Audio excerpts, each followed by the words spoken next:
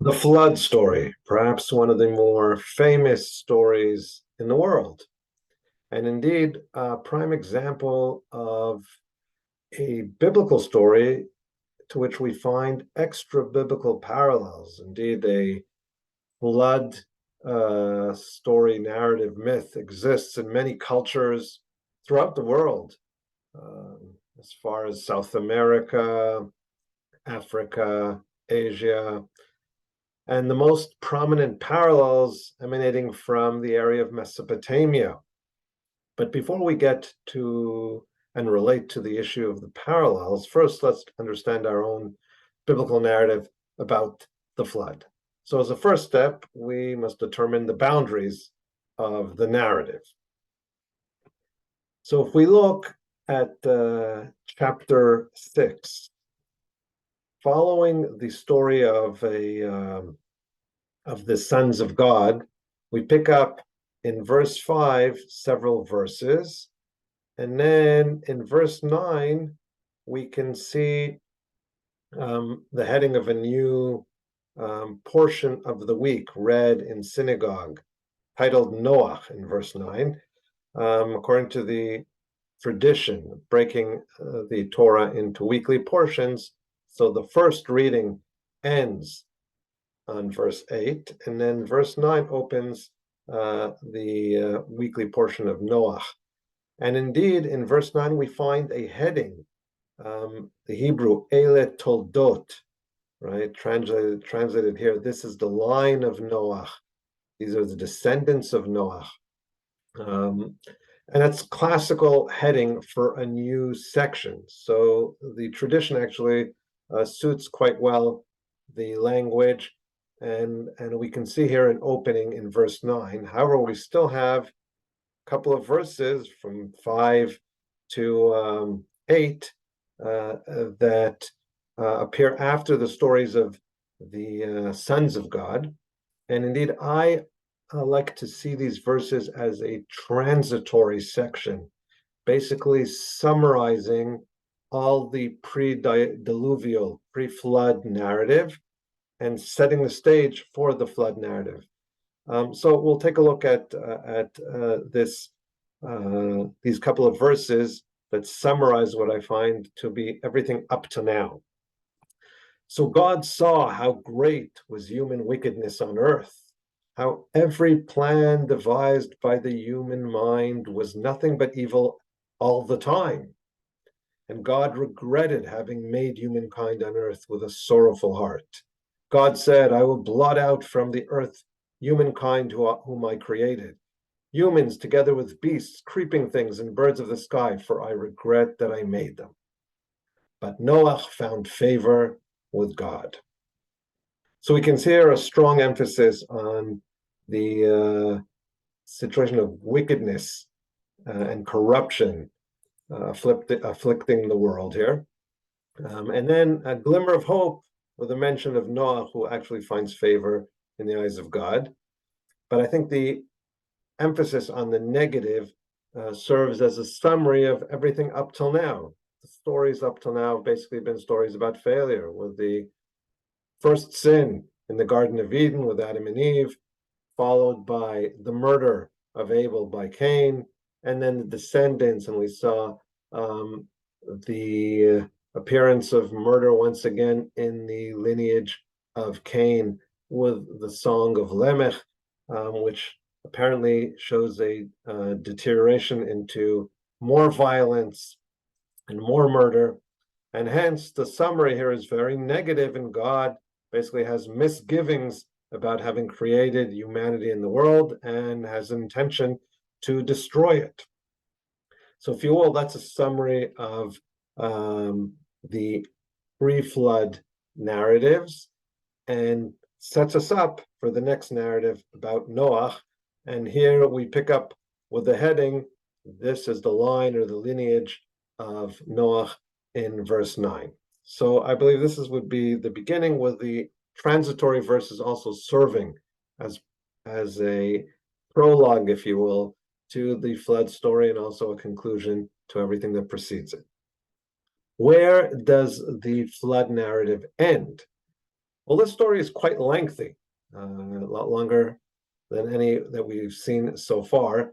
It stretches on into chapter 19, towards the middle, and I think we can solidly and convincingly state that the end of the flood story is in verse 17 in chapter 9, where verse 18 actually continues with the descendants of Noah, the sons of Noah, Shem, Ham, and Japhet, and that could be viewed as a separate story following the flood, the first story in the new world after the flood.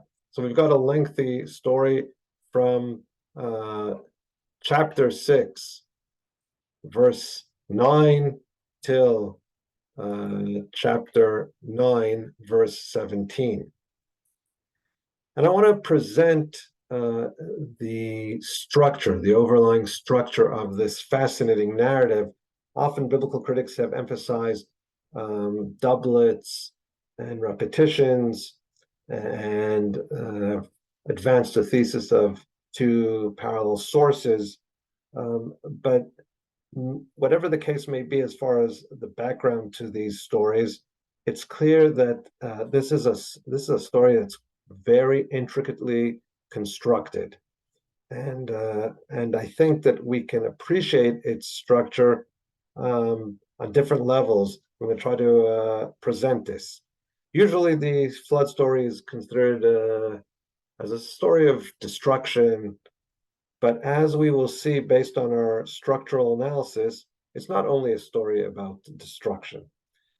Indeed, the story breaks up into two parts, and I'd even say the portion dealing with the destruction is actually the smaller one. So let's move on and analyze the structure and break it up into subunits, and I'm going to try to present a clear chiastic structure underlying the narrative. Chiastic structure, a structure in which there's a parallel between beginning and end, the second scene and the second to last scene, and let us present that.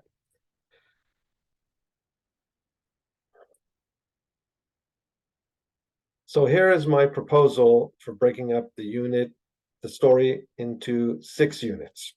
Okay, the first unit, labeled A here, God sees the corruptness of earth and in a monologue decides to destroy the earth. Moving on, second section, there's a command to build. So there's a building of an ark, and then a command to enter into the ark. The commandment, of course, given to Noah. Next section, C, we have the flood waters. And now the flip side of the narrative.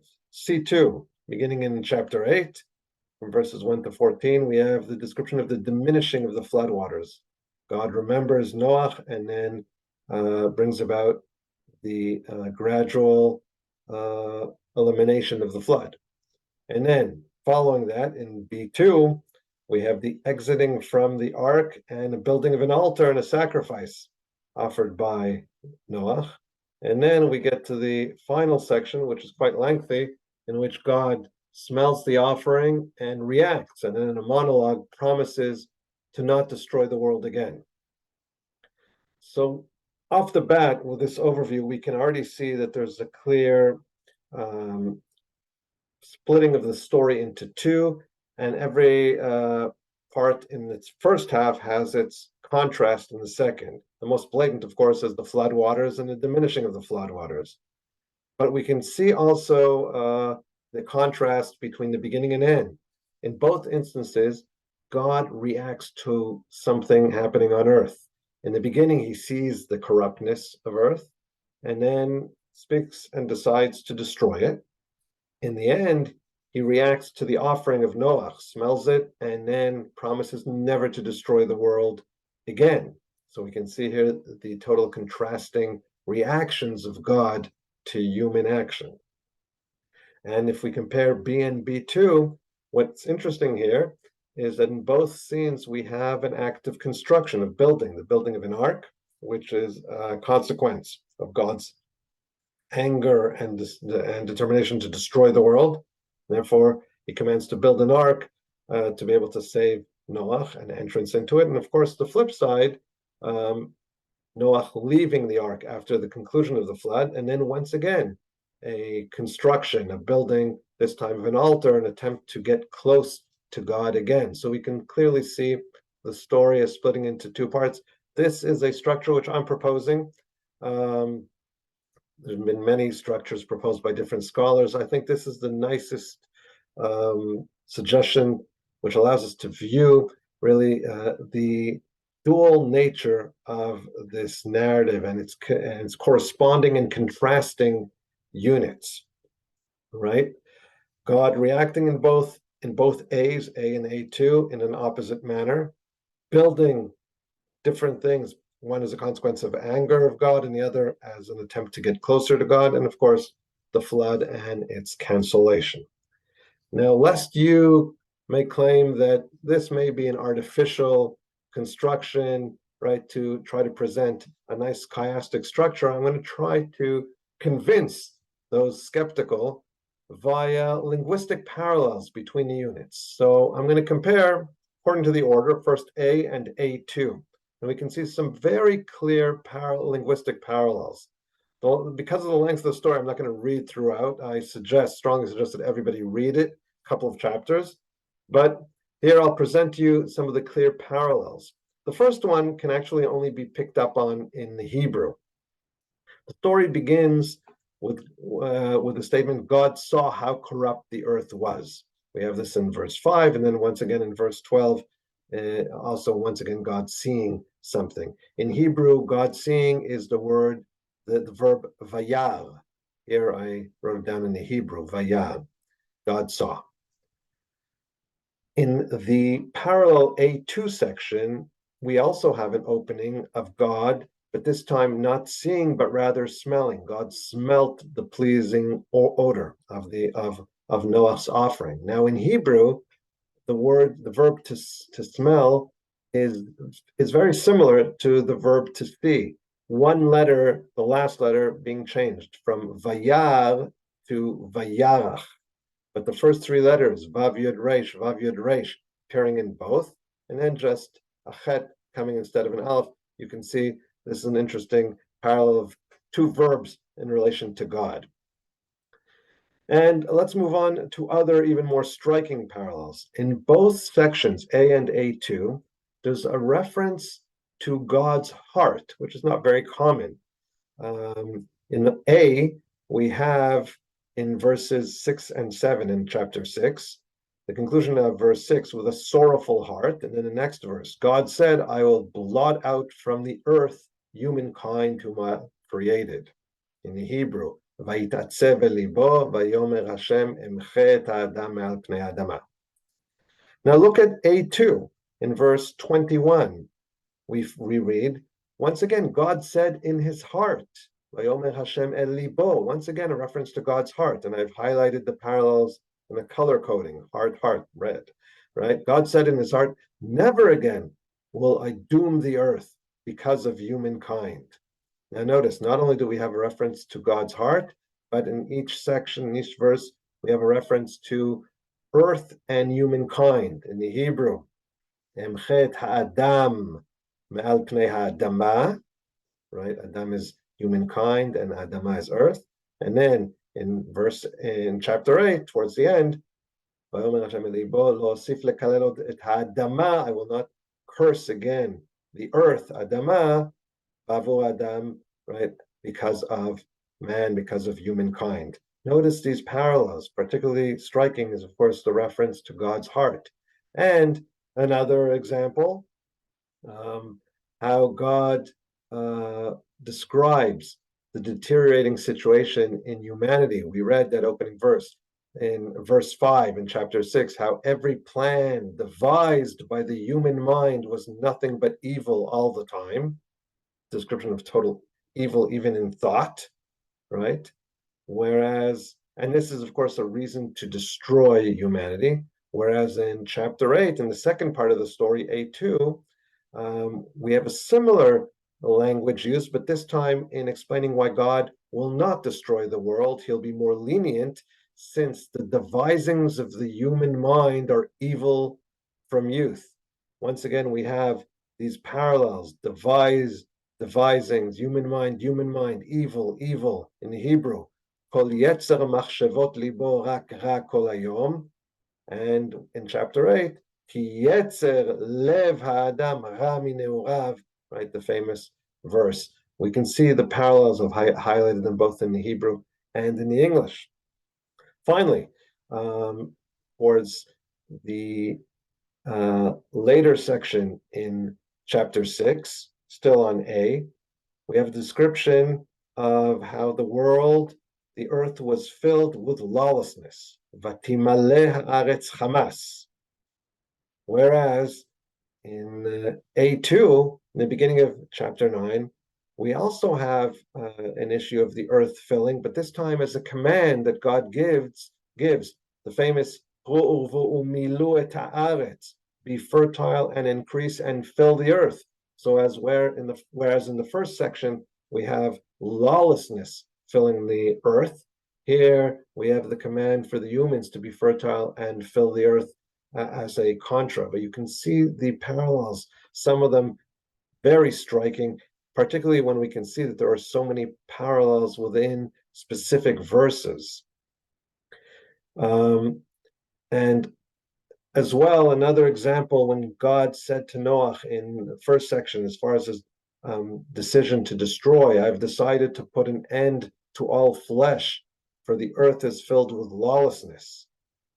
God, once again, towards the end of the story, says to Noah again, God said to Noah, that shall be the sign of the covenant that I have established between me and all flesh that is on earth. Notice, both time God speaking to Noah, both speeches referring to all flesh in relation to the earth, right? So we can see clear parallels running through the beginning and end of the story. And if we move on to B, right, to remind us, B was from verse 13 in chapter 6 till verse 9 in chapter 7, and B2 from 8:15 to 20, the entrance and the exiting of the ark.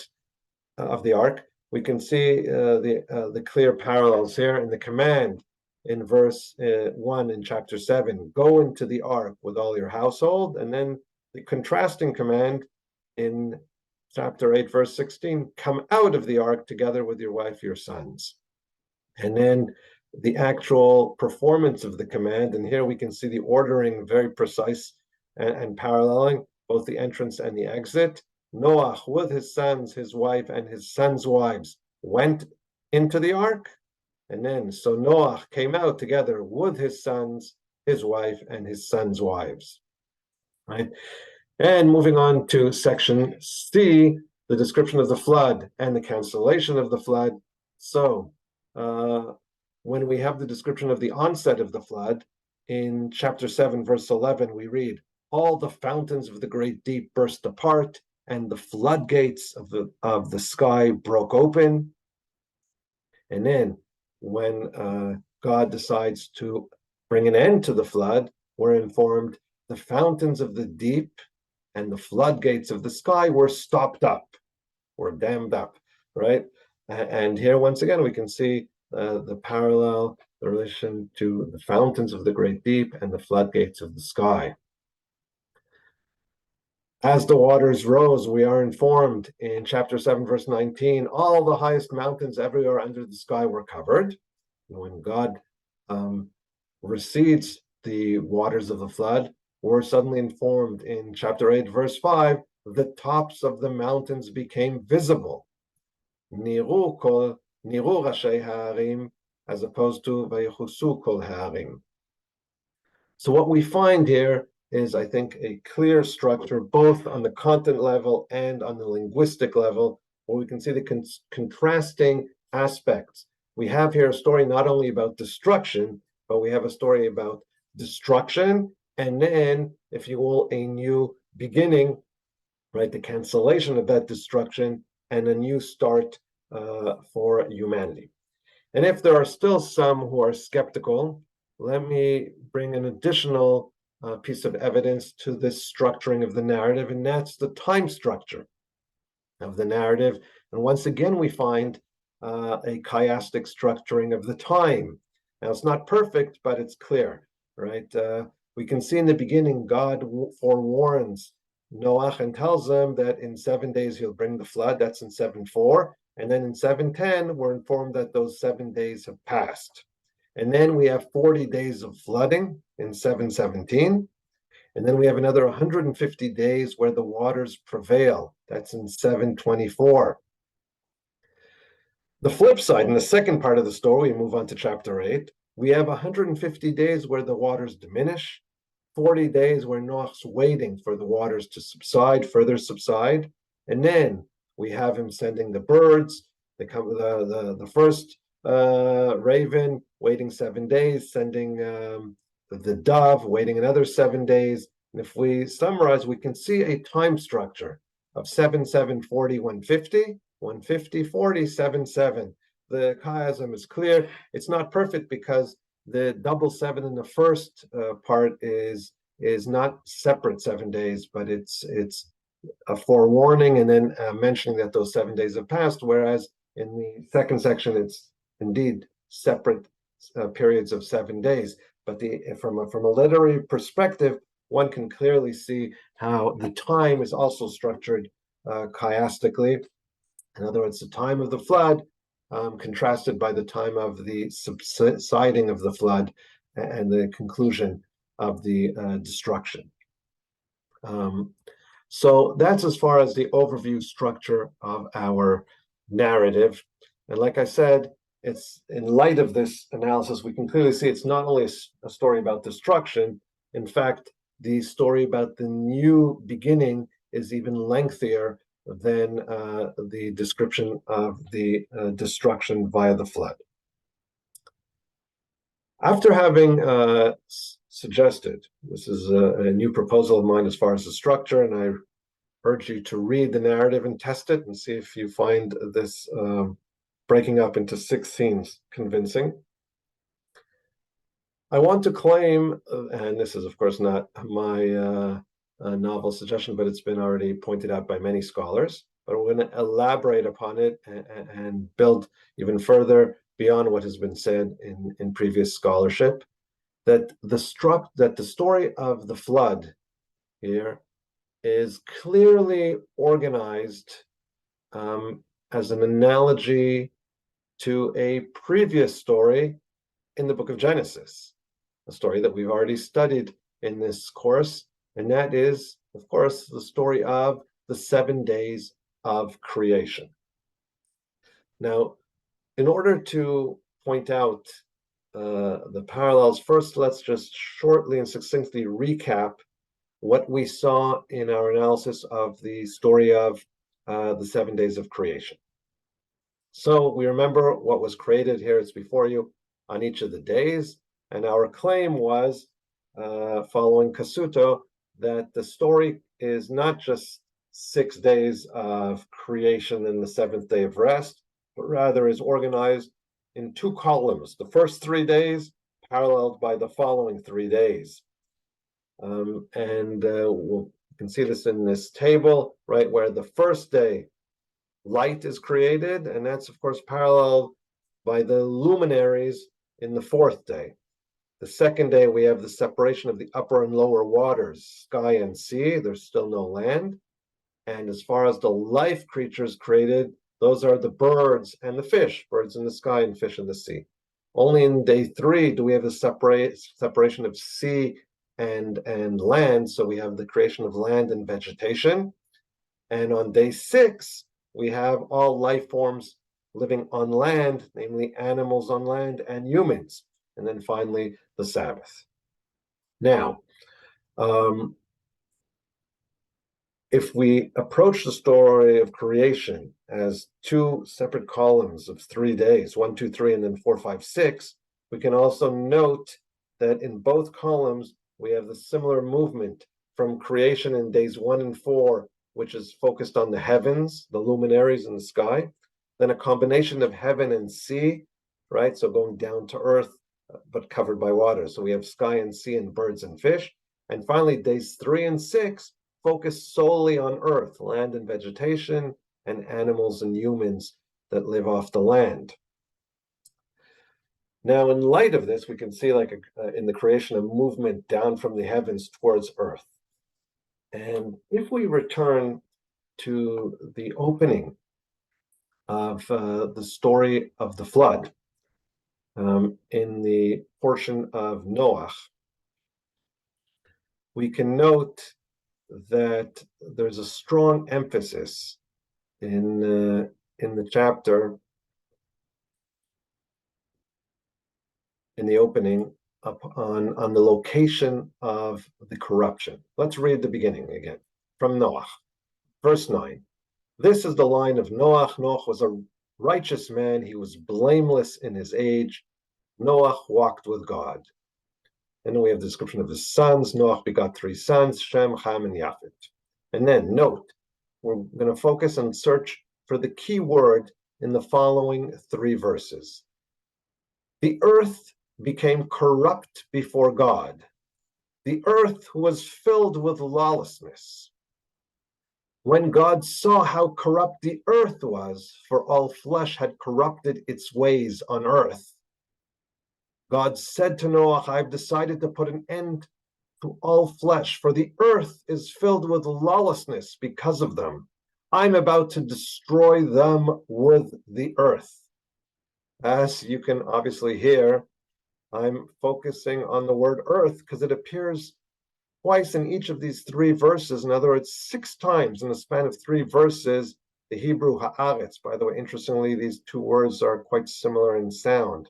Earth, aretz, right? They may have some very early interconnection and source. Perhaps there's some words which may be international words. Now, what's the purpose of focusing on earth 6 times, the word haaretz? I think that's to inform us that the problem with creation is limited to things related to earth. And hence, if we go back to our structure of the story of creation, if I would ask which days are supposed to be afflicted in creation and which aren't supposed to be harmed, well, only days that are connected to earth should be afflicted by the flood, and indeed, that is what we shall see.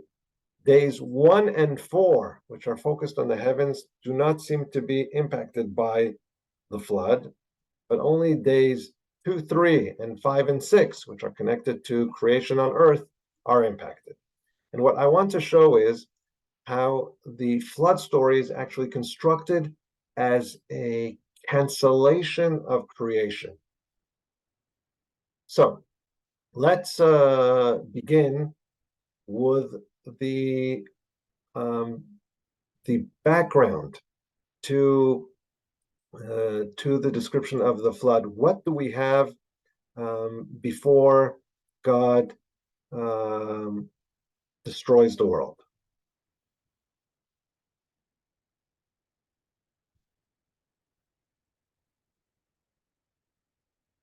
Okay.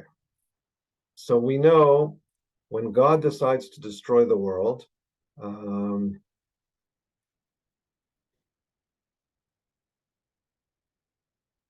he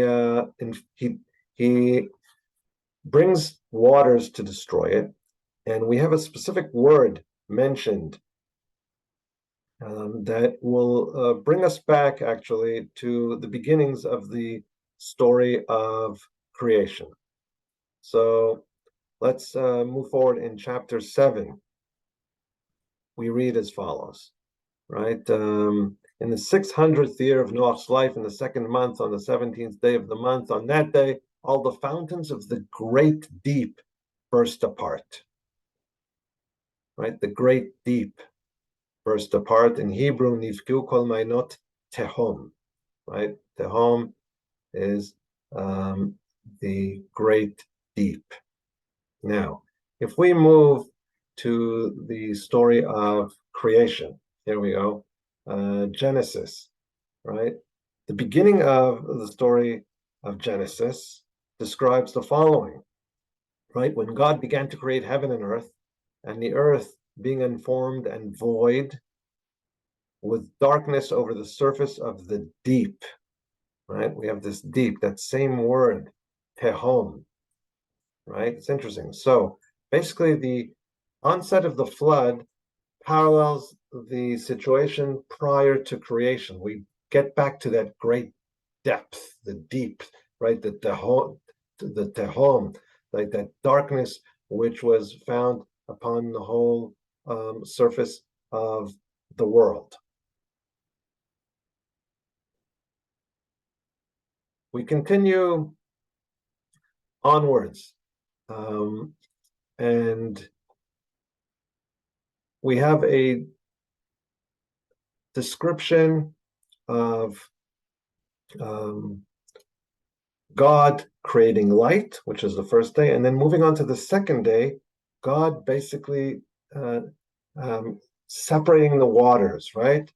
Let there be an expanse in the midst of the water that it may separate water from water. So there's the upper waters, the sky, shamayim in Hebrew, which also includes the word maim, water, shamayim, there's water there, and the sea, the waters below, the lower and upper waters. Now, if I ask typically, where did the waters of the flood emanate from? Where did they come from? Well, typically everybody will answer, well, there was endless rain. But if we return to verses describing the onset of the flood, we know that that's not exactly the case. For we see that the waters of the flood emanated both from the fountains of the great deep and the floodgates of the sky, right? In Hebrew, kol ma'inot tehom ve'arubot hashamayim. In other words, the description of the flood is one in which we have waters both coming down from the sky, but also waters gushing up from the subterranean, right, water wells. And basically, the flood creates a sandwich of water. The upper waters coming down, the lower waters coming up, and hence everything becoming water. And if you will, we can view that as a cancellation of day two. Because what did God do in creation in day two? He separated the waters, the upper waters and lower waters. And now, basically, God cancels this separation and brings us back to a situation of total water. Okay. Moving forward, day three was, of course, the separation of sea and land. So if we go to the story of creation on day three,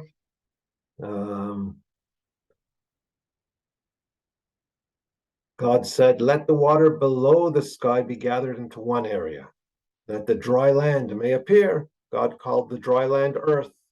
So in day three, basically, we have the appearance of land. Now, this day is obviously canceled in the description of the flood, in which the waters gather height and eventually, after falling incessantly, they cover all mountains, right? Let's just see the description. The waters here in verse 18, chapter 7, the waters swelled and increased greatly upon the earth. And then in the following verse in 19, all the highest mountains everywhere under the sky were covered. In other words, basically, we have no more land. The land is once again totally submerged under water. And if you will, we have here a cancellation of day three, the separation of land and sea. Okay, we continue onwards. After everything was covered by water, right, we skip again day four because that's in the heavens. The luminaries were not affected. Once again, I remind that the story introduced us with a focus on earth. Everything that's on earth has become corrupted, and God will destroy the earth via inundating it with water. We know that also in biblical law, water purifies, right? So it's as if there's a need for purification of all the corruption and impurity that has spread in the world. So the flood kind of inundates and purifies the world. So moving onwards, we have a description after everything was covered by water of the destruction of all life, and that's found in verse 21. Now let's look carefully at the ordering of this verse. And all flesh that stirred on earth perished. So we have a general description of all life forms, all flesh, and then there is a specification. What does all flesh include? Notice the ordering. Birds, cattle, beasts, and all the things that swarmed upon the earth, and all humankind.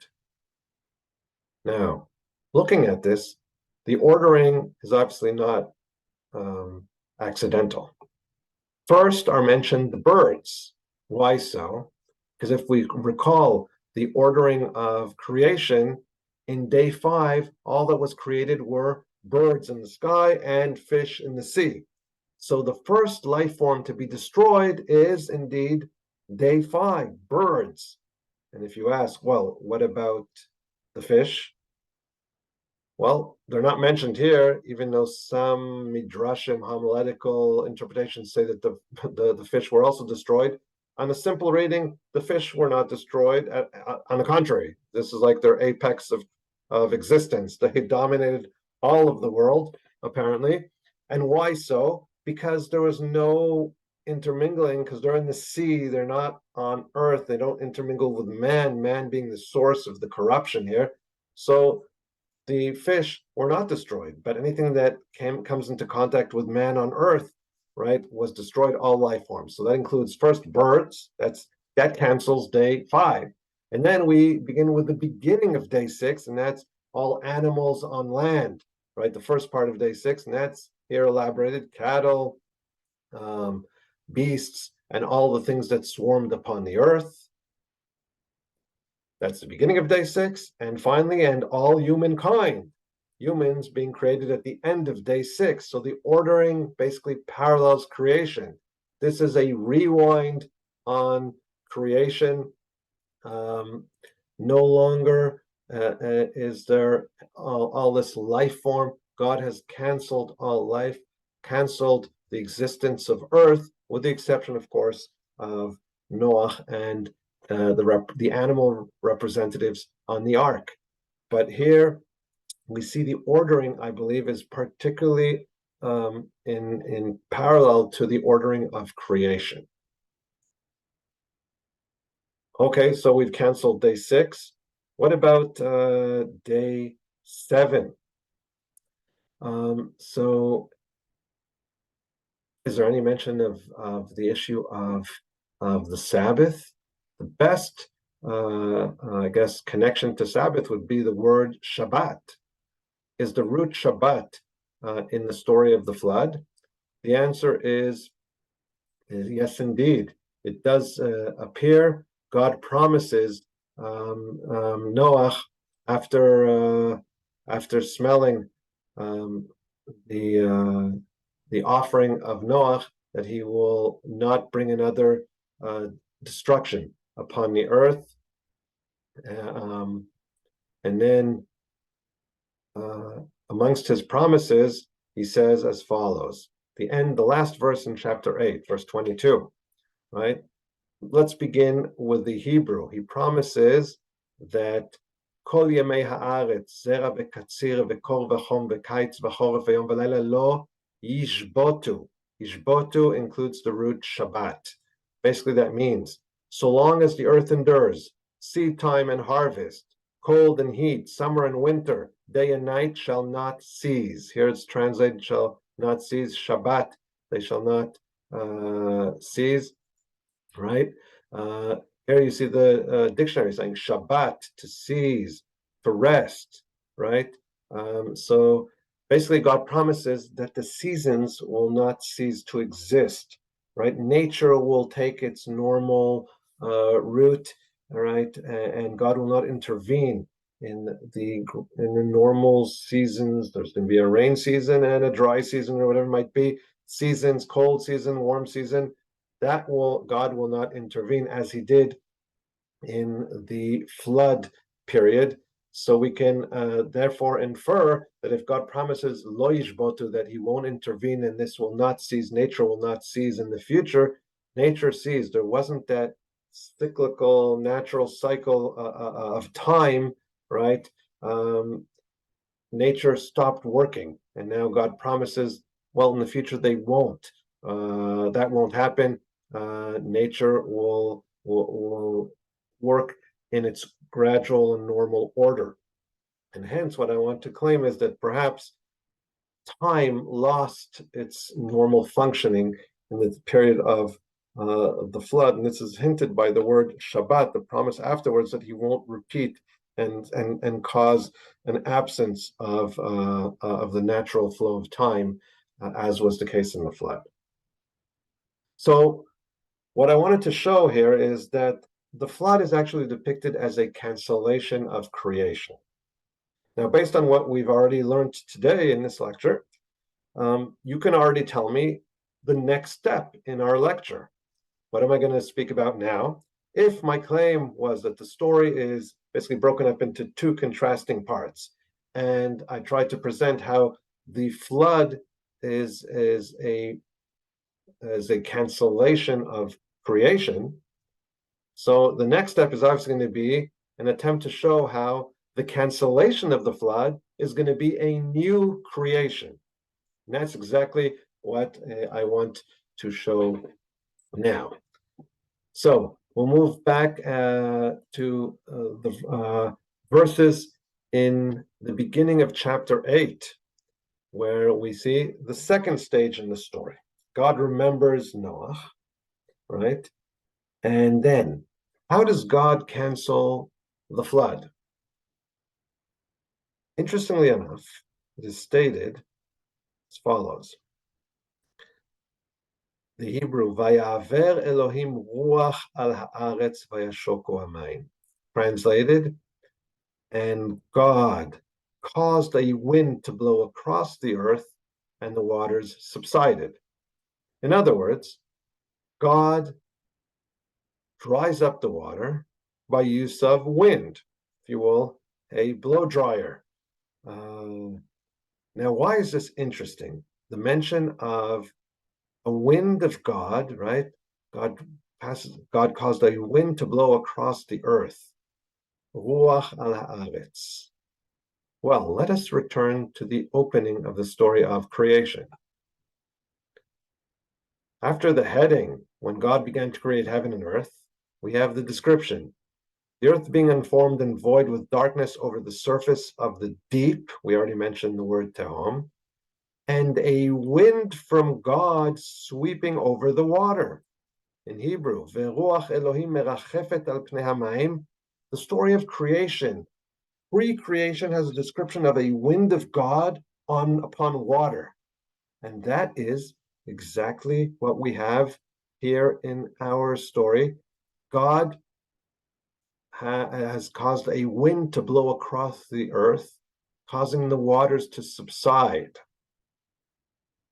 Next stage, verse 2 in chapter 8. Once again, the fountains of the deep and the floodgates of the sky were stopped up, and the rain from the sky was held back. What does that entail?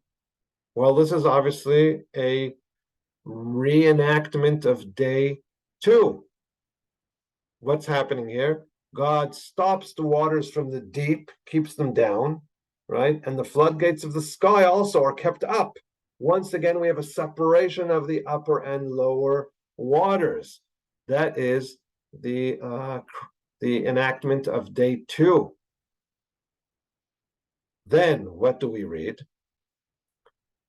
Verse 3, the waters then receded steadily from the earth, separating water from the earth, so that in the 7th month, on the 7th day of the month, the ark came to rest on the mountains of Ararat, right there on the borders of Turkey, Armenia, on the high mountain of Ararat, and the waters continued on diminishing, right? And then on the 1st of the month, the tops of the mountains became visible, right?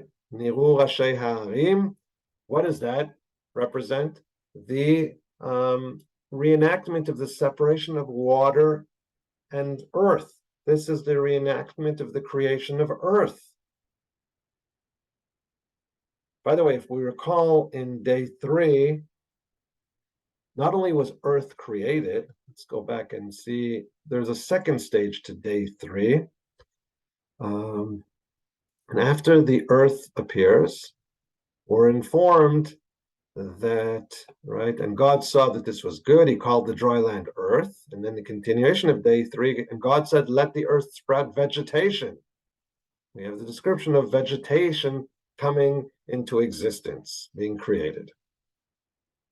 Is there any echo to the appearance of vegetation in the story of the flood, in the biblical story of the flood?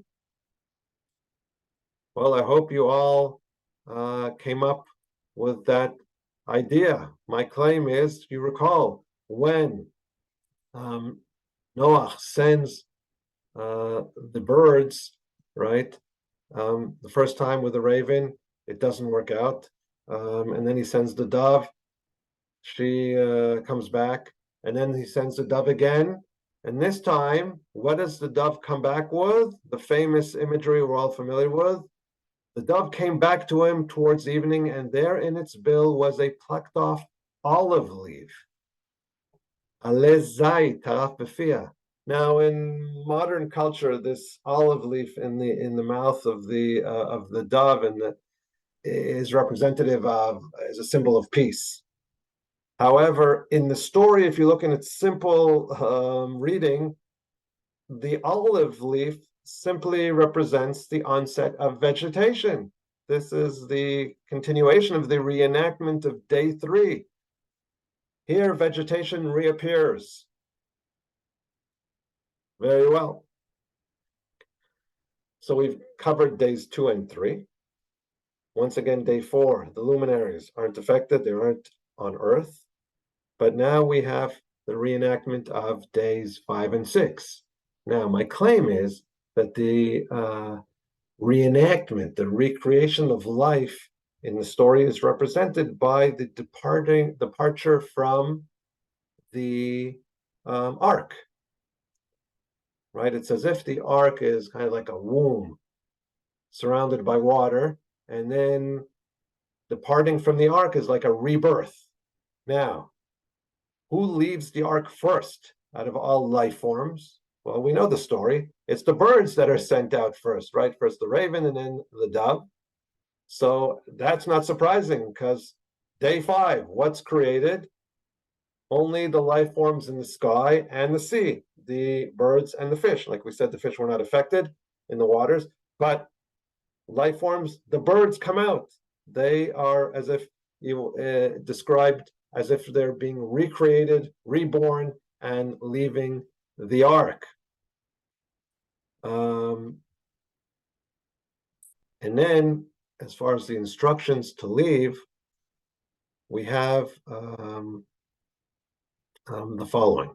Look in verse 17, at least in the command, right? God tells Noah, bring out with you every living thing of all flesh that is with you. A general description of all flesh, all life forms. And then the elaboration. First, birds, then animals and everything that creeps on earth, and let them swarm on the earth and be fertile and increase on earth. And the English translation actually misses out on Hotzei itach, bring out with you.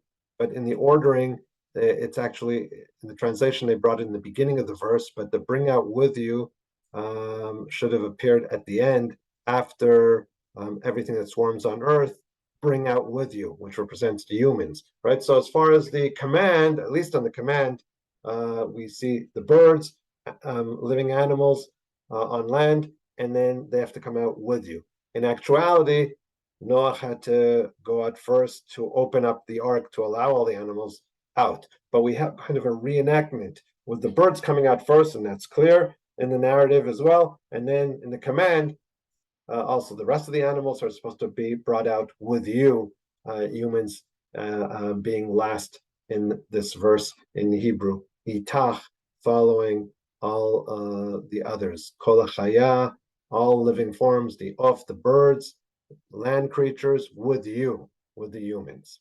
So here we have basically a reenactment of day 6. Now, in the story of creation, once humans are created, they are also given instructions. Let's go back to the story of creation and go towards the end. After God creates the humans, he says as follows. Let's see the description from verse 26 in chapter 1 and onwards. And God said, let us make humankind in our image, after our likeness. They shall rule the fish of the sea, the birds of the sky, the cattle, the whole earth, and all the creeping things that creep on earth. And God created humankind in the divine image, creating it in the image of God, creating them male and female. God blessed them, and God said to them, be fertile and increase, fill the earth and master it, and rule the fish of the sea and birds of the sky and all the living things that creep on earth. God said, see, I give you every seed-bearing plant that is upon all the earth, and every tree that has seed-bearing fruit, they shall be yours for food. And to all the animals on land, to all the birds of the sky, etc. And God saw all that had been made and found it very good. And there was evening and there was morning, the 6th day. So we see, following the creation of humans, God created them in the image of God, in his own image. And he also tells them to be fertile and increase, and to master the earth, fill it, and rule over all the animals. And then God also gives humans source of nutrition. He gives them all vegetation to eat.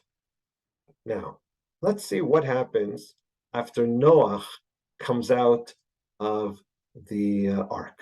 So we go back to the end of the story of the flood.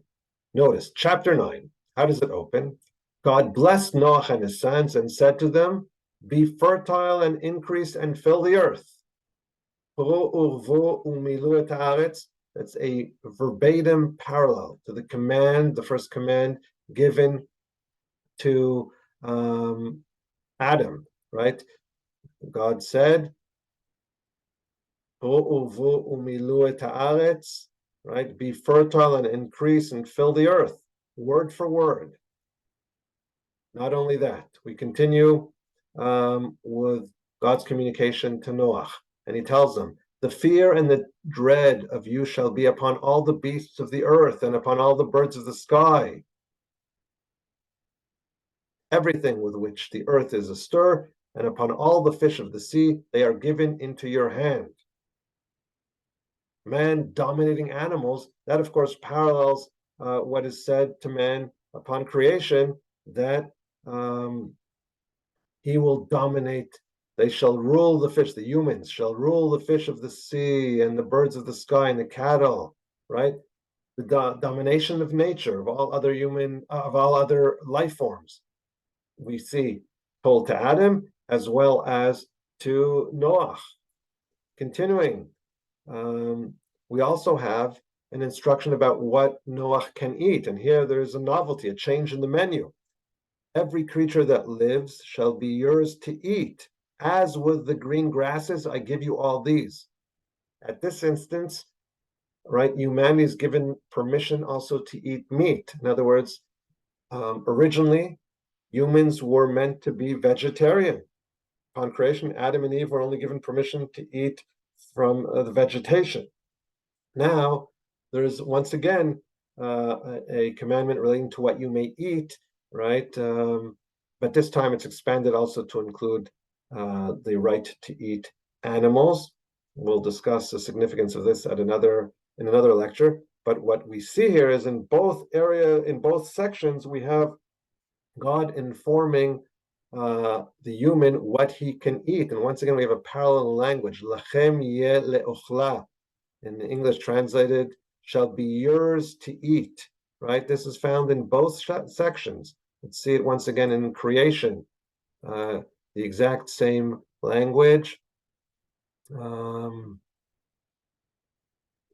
Every seed, etc., shall be yours for food. Here it's translated, but the Hebrew is exactly lachem yeh shall be yours to eat, right? Word for word, parallel. Once again, God informs Noah, like he did to Adam, what they may eat, right? And then we continue on with the description of the laws of the new world, which we'll deal with in depthly in a different lecture. But just note again, towards the conclusion, the following statement.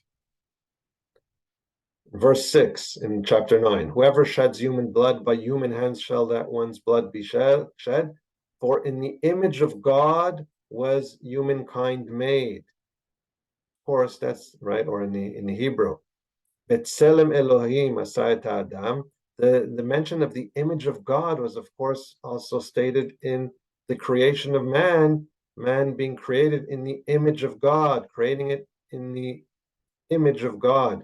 We see this in verse 27, word for word, Betselem Elohim.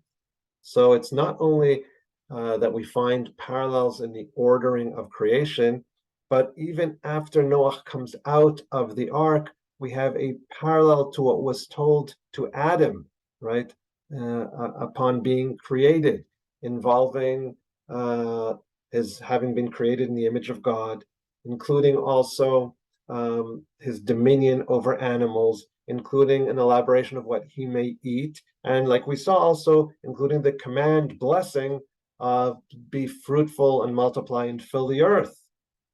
And if you will, we can view Noah as the first human, right? In Hebrew, it's Ha'adam Harishon Hasheni, the first human. He's basically a second Adam. And therefore, when he comes out of the ark, it's as if a new humanity is created. And therefore, those elaborations and commands and blessings that were given to Adam are also given to Noah. So that concludes day 6. We still have one day to complete the parallel, and of course, that's the Sabbath. Do we find a parallel in the story of the flood to the idea of a Sabbath? And here I want to propose the following. We read in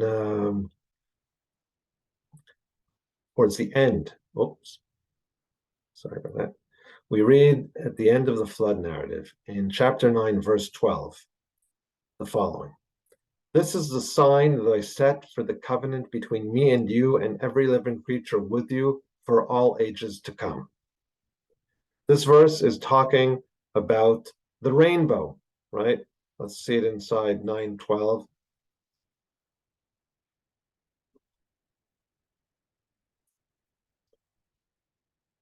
Chapter 9, verse 12. Well, beforehand, we'll read a couple of verses. And God said to Noah in verse 8, and to his sons with him, I now establish my covenant with you and your offspring to come and with every living thing, etc. I will maintain my covenant with you. Never again shall all flesh be cut off by the waters of flood. This, and now in verse 12, God further said, this is the sign that I set for the covenant between me and you and every living creature with you for all ages to come. Verse 12, I've set my bow in the clouds, and it shall serve as a sign of the covenant between me and the earth. When I bring clouds over the earth, and the bow appears in the clouds, I will remember my covenant between me and you and every living creature among all flesh, so that the waters shall never again become a flood to destroy all flesh. So this is the covenant of the rainbow, right? Now, we don't find anything paralleling this in the story of creation, but we find a reference to the Sabbath, of course, not only in the story of creation, but in other places in the Bible. And one of them is particularly striking. In the book of Exodus, we read as follows. This is in chapter 31, verses 16 and 17. about the Sabbath. The Israelite people shall keep the Sabbath, observing the Sabbath throughout the ages as a covenant for all time. It shall be a sign for all time between me and the people of Israel.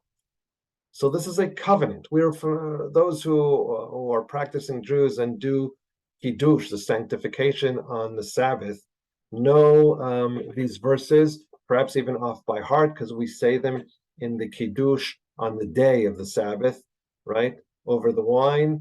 ושמעו בני ישראל את השבת לעשות השבת לדורותם ברית עולם, ביני ובין בני ישראל אותי לעולם.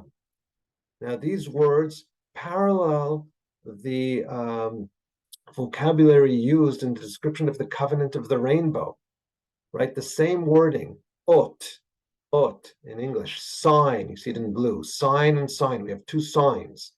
Both are described as a covenant, right? The rainbow is a brit, ot habrit. It's a sign of the covenant, as is the Shabbat, described as a covenant, right? Ledorotam berit olam, a covenant. Now, this is a covenant with regard to the rainbow. It's a covenant between me and you and every living creature. With regard to the Sabbath, it's a covenant between me and the people of Israel, right? So we have a description of between whom the covenant is. And as far as this covenant existing for all ages, for all time, for all ages to come, that's the rainbow covenant. And of course, the Sabbath covenant, a covenant for all time throughout the ages, right? You can see the parallels. So interestingly enough, I believe that in the story of the flood, it is the covenant between Noah and all life forms through the rainbow that is the parallel to the Sabbath in creation, right? Same terminology, both serve as covenants. Both are basically a sign, right, for the covenant between God and the humans with whom this covenant has been established. I might add that traditionally, the rainbow is depicted in simple human vision as being formed of how many colors? You guessed it, 7, right? And this was already earlier on. Isaac Newton identified 7 colors. Of course, in actuality, right, it's all just an endless grading of different colors. But as far as a simple visual, right, human a naked eye, we can differentiate between 7 colors. So that's interesting. The 7th day, 7 colors, maybe that's even connected to it in some way or another. But clear from the linguistic parallels that the rainbow is a parallel to the Sabbath covenant, and hence we've basically completed our reenactment of creation, right? Following the days related to creation on earth, days 2, 3, and 5, 6, 1 and 2 were not affected. And then the Sabbath depicted by the covenant of the rainbow. I hope I've convinced you that the story of the flood is indeed constructed as an analogy to the story of creation. And the question is, though, what's the message behind this interrelationship, this analogy between the two narratives? On a simple level, the connection is obvious. The flood is a destruction of creation, so there's obviously a motif connecting a story of creation and a story of the destruction of that creation. So it's not surprising that these stories would be interconnected. But the construction of the flood narrative is such an intensive analogy that I believe that it's beyond a simple connection. I think there's also an idea that rests behind this analogy. Because when one reads the story of the flood, one may be stricken and even ask himself, by what right does this creator come and destroy all of life? This is a total destruction of all life, unparalleled destruction. What kind of a God does this? Who gave this God the right to destroy all of life? The answer is found in the analogy. The world is the world that was created by God, and its existence is dependent upon the will of the creator. And just like an artist can draw a painting and then say, I am unhappy with this painting, and he has the right to rip up his own painting. It's his own creation. God has the right to destroy the world as the creator.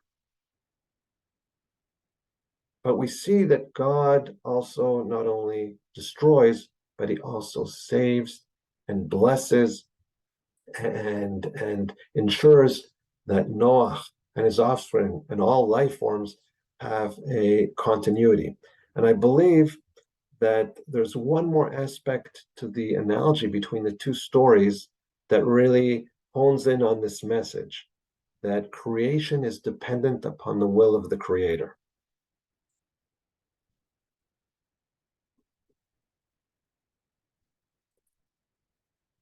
When God completed creation, we're informed in the last verse of chapter 1. And God saw all that had been made and found it very good. Right? In Hebrew, Vayar Elohim et kol asher asa v'hineh tov meod. God looks at creation and is pleased with it and found it to be very good. This description of God looking at the world finds an echo in the beginning of the story of the flood. Right? Going back to chapter 6, we read, God saw how great was human wickedness on earth, how every plan devised by the human mind was nothing but evil all the time. In Hebrew, Vayar Hashem ki rabba ra'at Adam.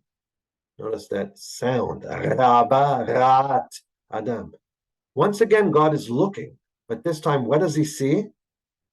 He sees only evil, right? Wickedness. Rabba ra'at Adam. B'chol yetzer machshavot libo rak ra. Right? Once again, what does he see? Only evil, nothing but evil. Kol hayom. If upon creation God looked on that which he created and saw that it was very good, now he looks upon the world, and what does he see on earth? Rabba ra'a, rak ra, right? That sound of ra, ra, ra, only wickedness, only evil. And this is the promo to the story of the flood, right? This is the background. God sees that everything now has become evil and wicked, and hence he no longer desires the world. He regrets having made humankind on earth, right? And that's exactly, I think, what this analogy is trying to teach us, right? To understand that existence can't be taken for granted. Existence is dependent upon God's wanting the world to exist. He created a good world.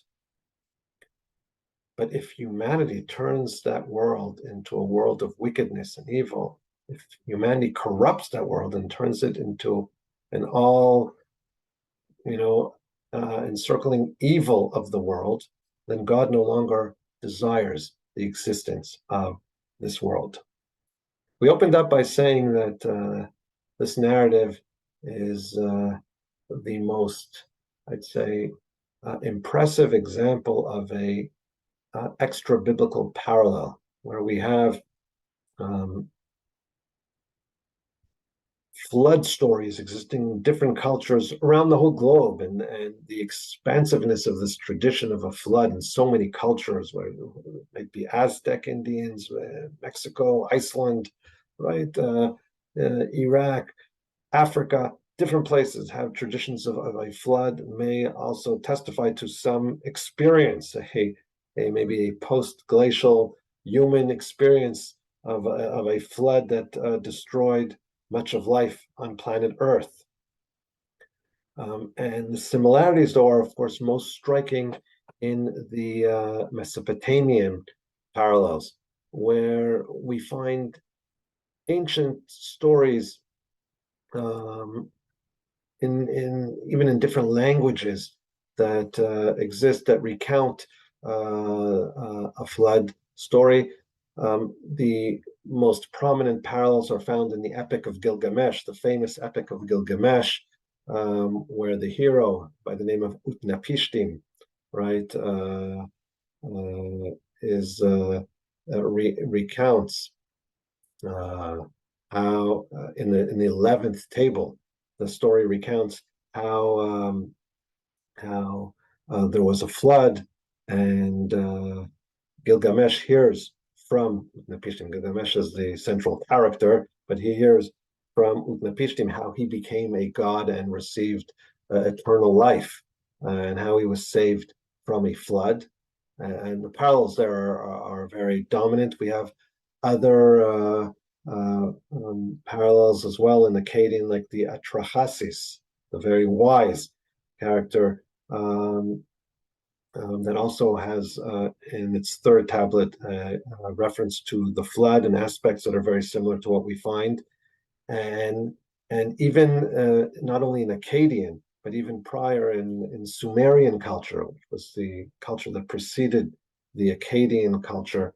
We have the Eridu Genesis, where there we have the hero by the name of Ziusudra, right, who also is saved from a flood, right? So we find these parallels, and in all instances, the hero is informed via the wall. He hears from the god that there's going to be a flood, and he's instructed to build a boat, and he's saved. In the Epic of Gilgamesh, and the later forms in the Assyrian language, we also even have him sending out birds. And we have afterwards coming out the hero offering sacrifices to God. Tremendous parallels, right, between them. And these traditions obviously predate even the biblical tradition, right? The Akkadian ones and Atrahasis are the 18th century. Gilgamesh, right, has a long history. It's based on some Sumerian poems, and then building off of it continues to be expanded, right?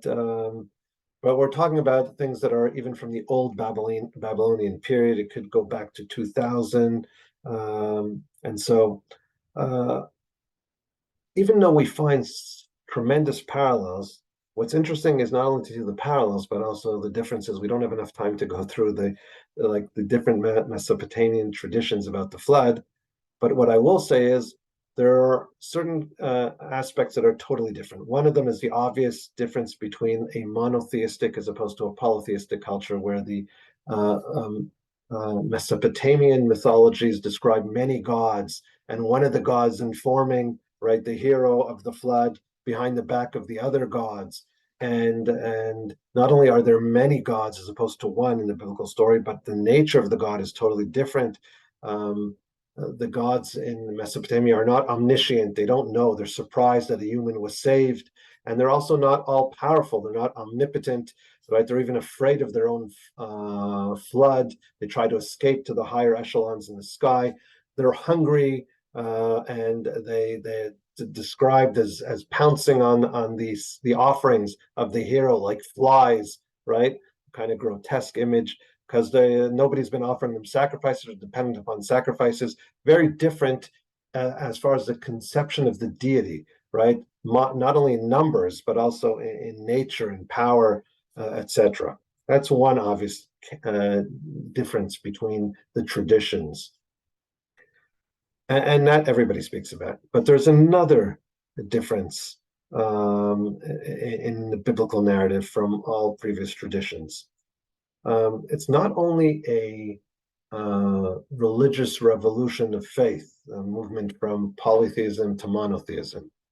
There's another revolution that can be seen in the biblical flood story, because in the Mesopotamian flood story, it's not very clear why the flood is brought on the humans. There's a description of noise disrupting the sleep of the gods, right? It's a kind of a self-interest. The gods are troubled by the noise of the humans, and therefore the gods, out of anger, decide to destroy the humans, right? Furthermore, one human is saved, whatever his name may be, whether it's Utnapishtim or Atrahasis or Ziusudra. The human that is saved out of interest by one of the gods, because this human offers many sacrifices and the god doesn't want to lose, right, this source of food that he gets via the hero. So it's all out of self-interest. The gods have their own interests, and therefore they can destroy all the world, and if they have an interest, they'll save you. And hence, in ancient idolatrous culture, what you attempt to do is try to bribe the gods via sacrifices, paying them so that they can reciprocate and look after you. We come to the biblical flood narrative, we see a totally different picture. The description of the reasoning for the flood is a moral description, right? It's because of the wickedness and the corruption of humanity. Furthermore, the reason given for Noah being saved is that he's a righteous person. He walks in the ways of God. He's righteous, right? It's not that the gods or God wanted quiet and therefore were not happy that humans spread and populated and started disrupting their sleep. To the contrary, the biblical narrative emphasizes what is the command given to Noah, command, blessing given to Noah as he leaves the ark. That command is be fruitful and multiply and fill the earth. It's as if the biblical narrative wants to tell us it's not that gods don't want humans to grow in population. To the contrary, that is what God wants. The humans were destroyed because of their wickedness, right? And God wants humans to populate the earth, fill the earth, and be upright and righteous as Noah was. And hence Noah is our hero, the righteous hero, the hero that walks in the ways of God, and hence his name reverberates throughout the narrative, not only Noah as his own personal name, but in different places in the narrative, right, we have that sound reverberating, Noah, Manoach, right, etc.